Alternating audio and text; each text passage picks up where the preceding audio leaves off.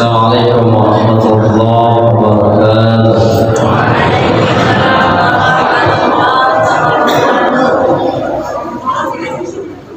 Sambutannya tak apa-apa izin Pak Sekda dan juga para RW, para RT, tokoh masyarakat, tokoh adat, terkhusus juga Bapak Imam kita, Ketua DKM, pengurus Masjid Nurul Jannah. Ya, sudah Nurul Jannah lagi. Ini doa, Masya Allah, luar biasa. Insya Allah jadi doa kita berkumpul hari ini kita di Nurul Jannah. Kita juga nanti insya Allah berkumpul di Jannah Firdaus insya Allah. Amin Allahumma amin. Ini MC nggak ngomong juga kalau nanti saya yang disuruh ngaji. Ya, suara sudah suara sisa-sisa ini, jadi mohon maaf. Suaranya udah agak parah ini. Alhamdulillah, ayahanda bunda tercinta, hari ini malam ini kita memperingati halal bihalal. Ya, adik-adikku semua aman, aman, sehat. Ayahanda sehat, sehat jasmani, rohani sehat. Ibu-ibu di belakang sehat, sehat, dompet sehat.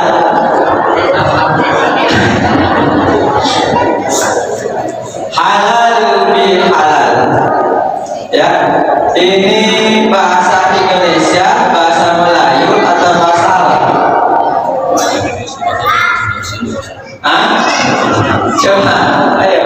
Ini bahasa Indonesia atau bahasa Arab atau bahasa apa nih? Indonesia. Indonesia itu juga dari serapan bahasa Arab juga itu halal. Ya, ini bahasa Arab yang tidak ada di Arab. Ya, tidak ada di sana mereka halal bihalal. Ini adalah sejarahnya dulu.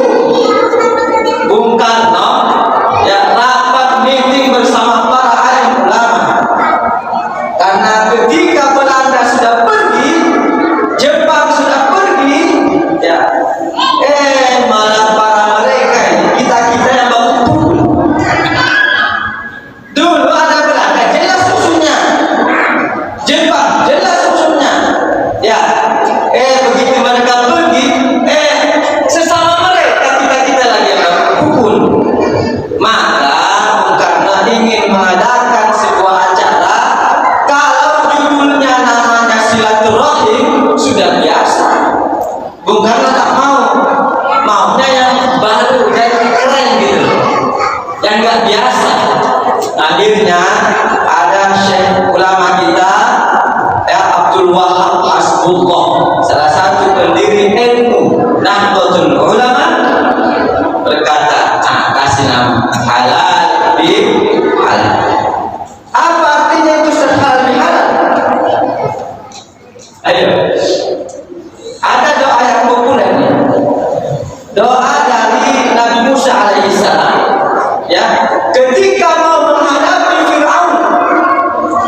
Rabbi shrah li sadri wa yassir li amri wahlul 'uqdatam min lisani yafqahu qawli. Rabbi shrah li sadri, ya Allah lapangkan hatiku ya Allah. Rabbi shrah li sadri wa yassir li amri, dan mudahkanlah urusanku ya Allah. Nah ini wahlul 'uqdatam min lisani, jadi halal bihalal ini satu akal kata dengan doa Nabi Musa alaihissalam. Wahlul itulah halal. Apa itu? Yang tadinya lisannya beku untuk ngomong itu menjadi cair. Kalau tadinya putus silaturahimnya disambung lagi. Makanya diadakanlah halal bihalal. Kapan acaranya? Setelah Idul Fitri. Nah, ada juga hal di belakang nampaknya ya. Bocil-bocil. Tak apa-apa. Memang anak-anak begitu. Ya, memang masanya lagi main-main, lari-lari. Gak apa-apa, biarkan aja. Tinggal dirapikan, jangan dimarahi. Ini ada juga mohon maaf. Kadang ada DKM dimarahi, bocil-bocil tuh. Berisik semua, pulang. Janganlah begitu, sayang ya mereka. Memang masanya mereka lari-lari. Kalau sudah berjenggot, berubah, lari-lari dia dalam masjid. Bawa ke rumah sakit. Orang sakit itu. Kalau masjid apa? Nah, kapan diadakan halal bihalal? Ba'da Idul Fitri. Nah, perhatikan ayahanda, ibunda. Semua orang bisa berlebaran, tapi tak semua orang bisa beridul fitri. Sekali lagi saya ulang, semua orang bisa berlebaran, tapi tidak semua orang bisa beridul fitri. Semua orang bisa berlebaran, baik dia puasa atau tidak puasa. Bahkan tidak puasa sama sekali, boleh nggak berlebaran? Boleh. Paling depan pun dia tak apa-apa. Pakai sorban, pakai imamahnya, lebih besar imamahnya dia daripada pakai sepasnya. Ya. Gayanya lebih mantap dia dibandingkan gayanya dari Syawal. Padahal tak puasa. Boleh berlebaran? Boleh.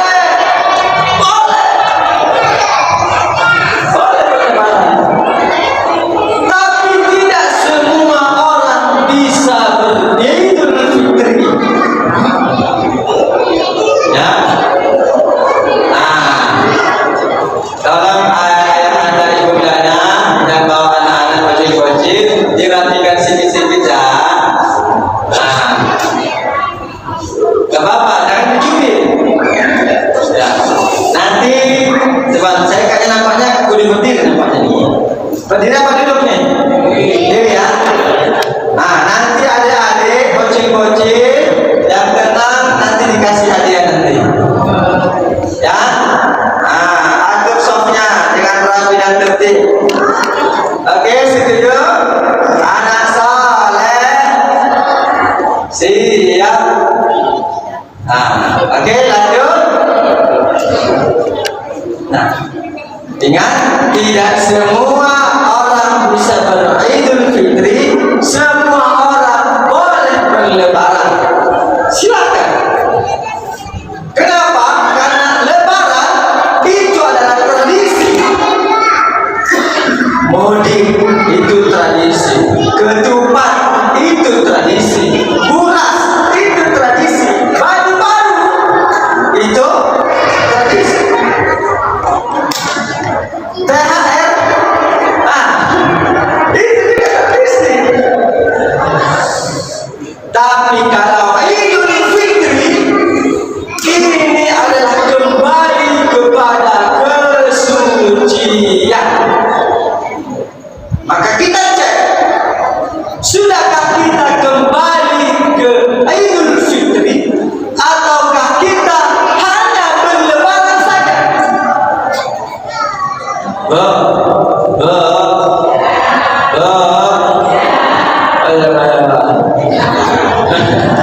Ibu, sudahkah kita beridul fitri atau masih sampai level berlebaran saja? Berlebaran saja atau sudahkah beridul fitri? Sudah? Nampaknya meragukan mukanya.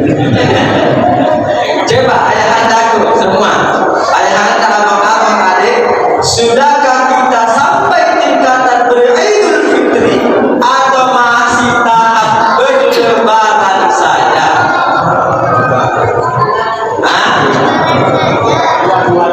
Dua-duanya. Alhamdulillah.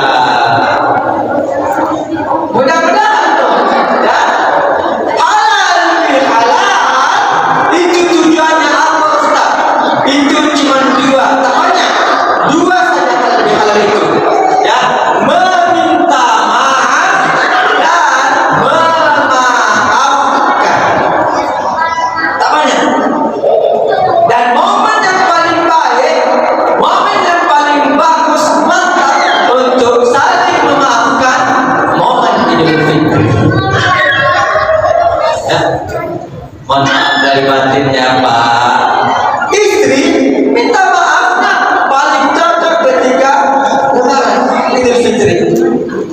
Pak, mohon maaf ya Pak, selama ini saya belum bisa jadi istri yang baik Pak.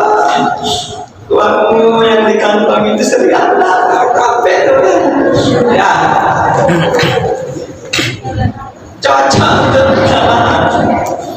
Nah, kata suaminya, iya sayangku, iya ayangku, I love you. Aku juga meminta maaf. Aku belum bisa jadi imam yang baik untukmu. Mudah-mudahan doakan saya bisa menjadi imam yang baik, yang bisa menuntunmu nanti ke jannah. Bahkan juga saya belum bisa jadi suami yang baik. Saya kemarin ada pelaku. Momen yang paling baik adalah Idul Fitri. Yang punya utang, minta maafnya cocok di bulan Idul Fitri, Syawal. Kenapa dikatakan Syawal? Nih, nama saya tuh. Ya, jadi orang masih puasa terserah. Lo mau Ramadan, mau Muharram, gua tetap Syawal. Apa itu Syawal? Bulan Syawal itu meningkat. Apa yang meningkat Ustaz? Ketika engkau telah berhela, udah berlomba kau dalam satu bulan lamanya, ya. Yang tadinya kau belum pernah baca Quran di luar bulan suci Ramadan, ketika bulan suci Ramadan pun mantap. Ustaz, alhamdulillah saya yakin mau khatam Quran di bulan suci Ramadan, meskipun hanya biasa. Ya Allah, saya ini alhamdulillah tarawihnya aku jaga ya Allah. Di sini tarawihnya berapa rakaat? 23. Masya Allah. Berapa menit? Jam 9 selesai. Nah, sengaja saya tanya soalnya ada juga yang lanjut. Iya, kita main kita 7 menit. Ada itu di media sosial itu. Ya, tarawih tercepat di dunia. 23 rakaat 7 menit. Oh, lagu. Jika 100 km per jam.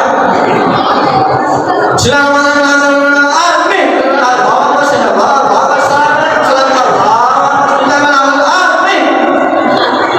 Ini malaikat saja kursi menyata ini. Sampai mana? Sampai mana?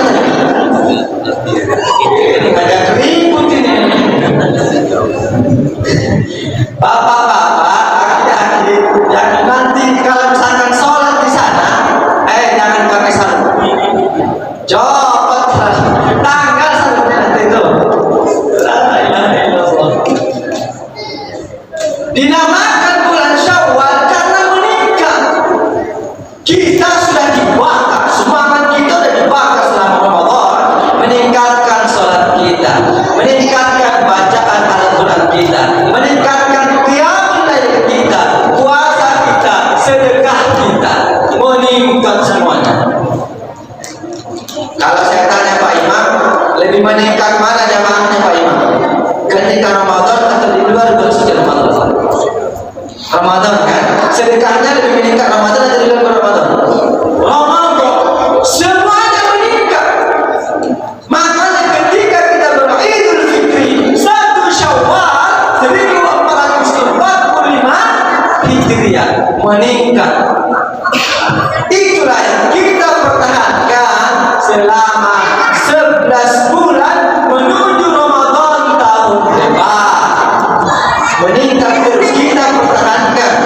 Yang tadinya 1 bulan lamanya kita puasa, kita jaga supaya stabil iman kita. Senin Kamis tarawih kita, kan tak mungkin kita tarawih di bulan suci Ramadan. Ya, di sini tarawihnya ada juga di bulan suci Ramadan. Tak ada kan? Kalau ada itu dipastikan aliran sesat. Pastikan. Sekarang Pak macam-macam aliran Pak, macam-macam. Mohon maaf. Kemarin ada yang viral lagi, ya. Oh, mantap jubahnya luar biasa. Kalah saja. Kalah Pak Indonesia. Apa? Nikah bisa sama siapa saja. Hari ini mohon maaf pakai si ini, besok sama si itu.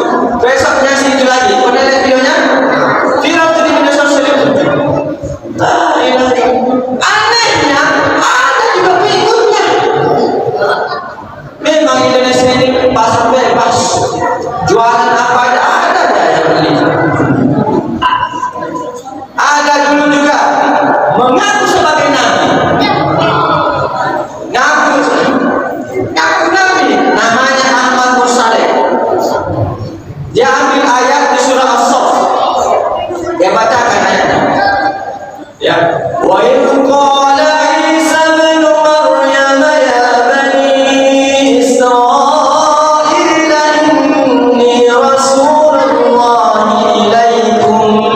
inni rasulullah ilaikum musaddiqan lima baina yadayya minat tawrati wa mubashiran bi rasulin ya'ti min ba'di ismuhu Ahmad. No, nama saya Ahmad. Ini dijadikan dalil untuk menjadi nabi. Nah, Ahmad katanya, nih orangnya Ahmad Mursaleh, kan kurang aja. Ada juga berikutnya. Ini nabinya gila, berikutnya gila kuat. Ya, hati-hati. Ya, nanti ada namanya Nasir. Bila Nasr. Masing-masing cari ayat ada semuanya di Al-Quran. La ilaha illallah. Ya, jadi hati-hati.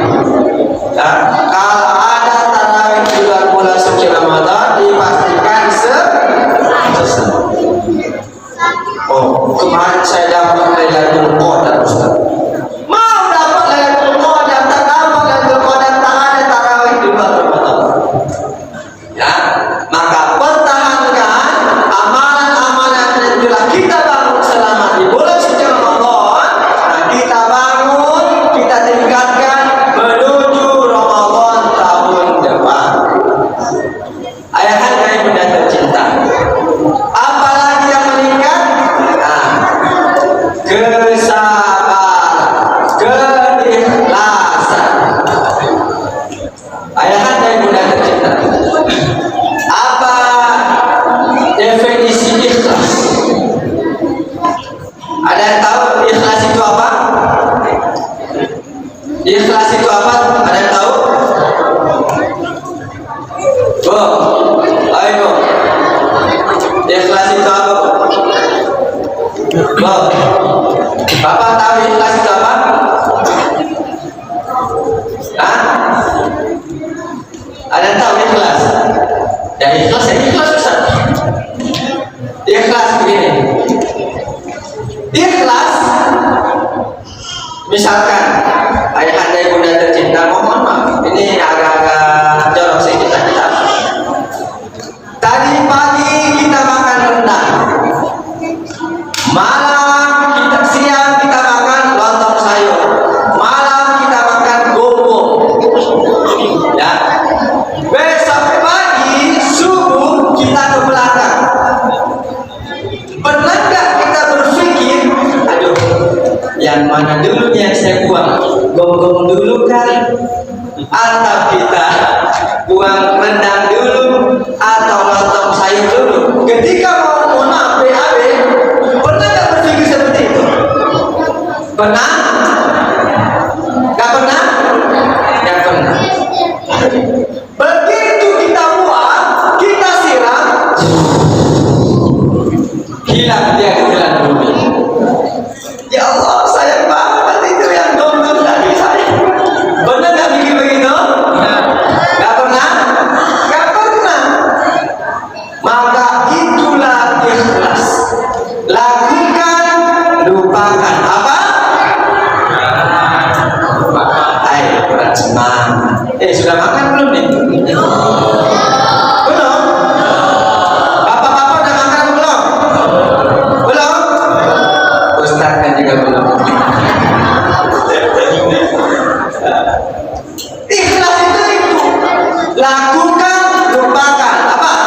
Lakukan, lebih sekali lagi.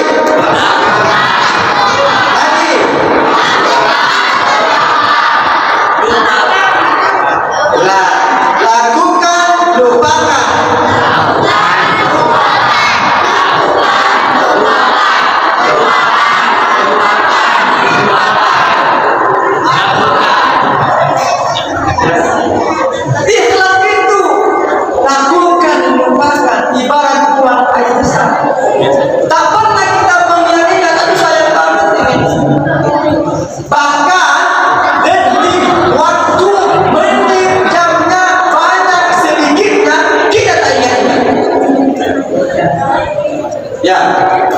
sedikit kita lupakan, banyak kita juga lupakan. Tak pernah kita ngomong sama istri ataupun sama anak, tadi mohon maaf, tadi saya buang air besar banget tadi. Pernah begitu? Tak pernah. Maka ketika kita bersedekah, banyak sedikit tak pernah kita ingat. Lakukan. Sekarang saya tanya yang ada punya uang 100 ribu, punya uang 50 ribu, punya uang 20 ribu, yang mana yang dicabut?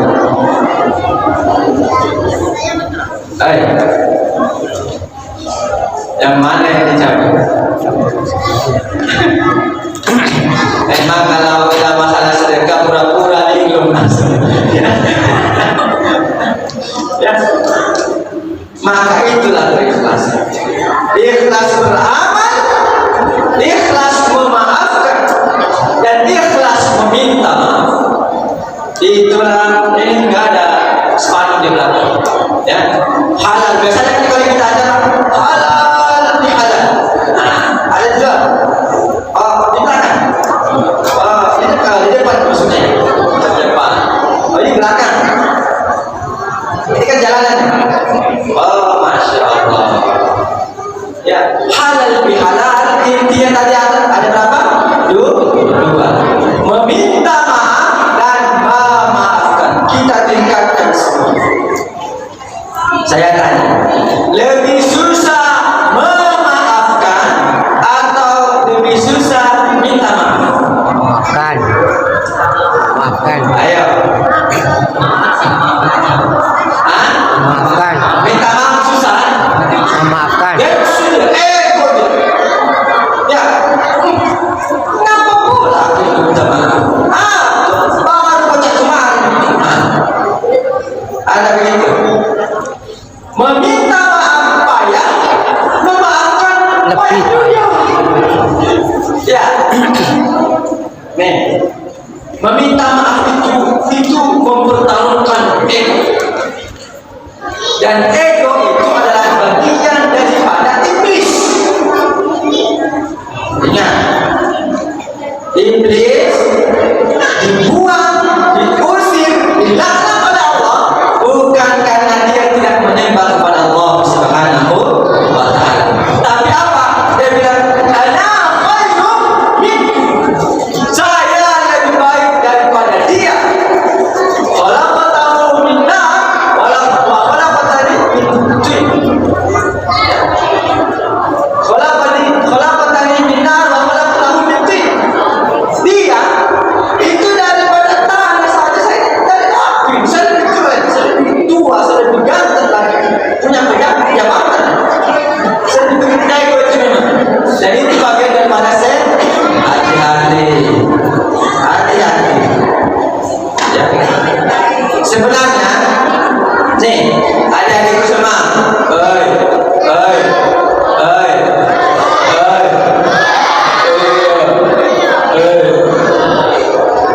Sebenarnya iblis dulu sempat mau bertobat. Dia bilang, iblis berkata kepada Nabi Musa, kamu kan ini orang nabi kekasih Allah yang paling sering bercakap kepada Allah Subhanahu wa Ta'ala. Makanya disebut dengan kalam Allah. Diberikan gelar kepada Nabi Musa kalam Allah. Orang yang paling bercakap dan sering bercakap dengan Allah Subhanahu wa Ta'ala.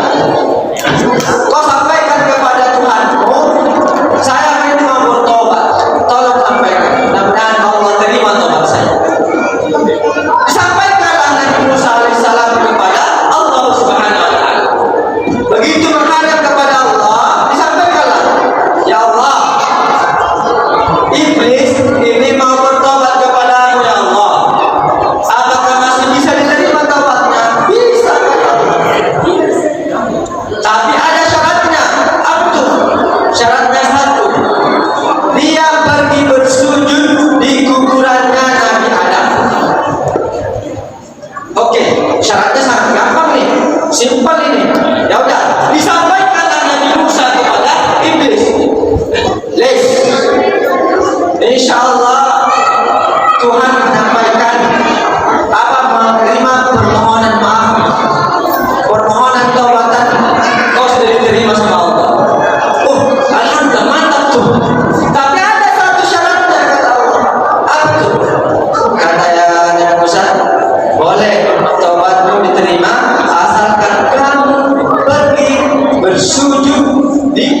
kuburannya Nabi Adam. Wow, langsung naik pintar dia. Timbul lagi egonya. Apa kata iblis? Ibaratnya ini bahasa kita, Musa, lo yang benar aja Musa, lo yang benar aja. Dulu dia hidup saja, gua nggak mau bersujud sama dia. Apalagi dia sudah dari mana? Dulu waktu di surga dia hidup, saya tak mau bersujud sama dia. Apalagi sudah di kuburan, aku paling tak mau. Oh, tak jadi lagi terima tawarannya iblis. Karena apa tadi? Ego tadi. Maka ayahandaku, ibundaku yang masih enggan, masih ego, tak mau dia minta maaf padahal jelas dia salah. Hati-hati, jangan sampai kau ini bukan hanya berteman dengan iblis, kau sudah jadi iblis. Hati-hati. Itu yang pertama. Yang kedua, memaafkan itu, Ustaz, gimana? Kamu sudah baikan sama Pak Haji itu? Sudah, alhamdulillah. Udah pergi ke rumahnya? Nah, itu dia, Ustaz. Sampai mati saya mau datang ke rumahnya. Sudah memaafkan dia, tapi tak mau ingat rumah orang tua. Iya, Ustaz, saya sudah maafin dia, Ustaz. Tapi kalau kita ikut mukanya gini kan, kita ikut mukanya gini. Nah, itu pasti belum memaafkan nih. Belum 100%. Contoh memaafkan. Nih, ibarat kata ini sekarang warna coklat, ya. Tembok kita warna coklat. Besok pagi mah mau warnai lagi, dicatnya jadi warnanya agak kuning begitu. Kira-kira orang yang datang, ya orang baru yang datang, tahu nggak kira-kira kalau dulu ada warna coklat di sini? Tahu nggak kira-kira? Nggak mungkin tahu, karena orang baru. Maka itulah definisinya pada hakikatnya memaafkan. Tak ada lagi tikus di dalam hati. Kalau kita kan, ini tandai. Memaafkan tapi masih, memaafkan. Giginya masih rapat. Ya. Paku, tembok yang dipaku, dicabut pakunya, itu memaafkan. Begitu kita memaafkan, ditambah lagi bekas pakunya itu kira-kira kan sudah hilangin. Orang nggak akan tahu kalau ternyata ada bekas paku di sini. Itulah memaafkan. Orang tak tahu kalau si A, si B ini dulu pernah berseteru.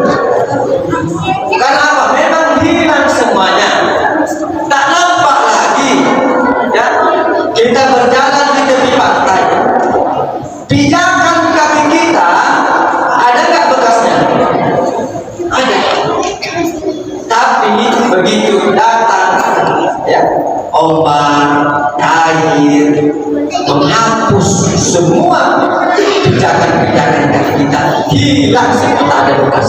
Maka itulah pada hakikatnya memaafkan. Karena kalau hati rusak, Masya Allah, kita lihat dia beli mobil baru saja, itu rusak sudah hati. Paling cicil tuh, paling cicil tuh. Kenapa? Kau yang repot. Beli kulkas baru, dia yang kedinginan. Ya, itulah kalau hati rusak. Udahlah, kau memaafkan dan kau minta maaf. Insya Allah selesai semua. Itulah halal bihalal. Ayah yang mudah tercinta, karena ini masih ada acara selanjutnya. Insya Allah nanti kita sambung lagi. Ada lagi sesi daripada sahabat kami dari Yayasan Madinah. Programnya adalah mencetak dan mensejahterakan guru mengaji, 1 juta guru mengaji untuk Nusantara. Kenapa guru mengaji? Karena sekarang ada kemarin berita yang saya lihat, guru mengaji honorer itu berhenti gaji guru tahfiz.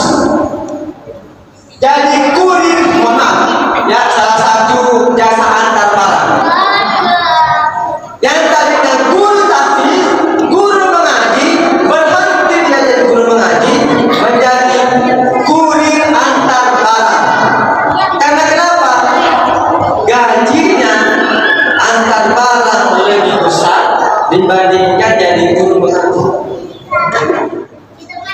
Nah, di sini ada guru mengaji. Ada guru mengaji. Perhatikan guru mengaji. Perhatikan guru mengaji. Kalau dulu kita waktu masih tahun 90-an, tahun 80-an, apalagi anak kita, oh mengaji kita, masya Allah, kita yang isikan kolamnya guru kita, kita bawa beras, kita bawa apa, sembako dan lain-lainnya. Kita yang datang ke rumah guru. Sekarang ada lagi namanya privat. Gurunya yang datang ke rumahnya. Ini anak-anak ada yang privat di rumah? Ada? Kalau pelajaran lain tak apa-apa. Mau bahasa Inggris, bahasa apa segala macam tak apa-apa. Guru yang ke rumah.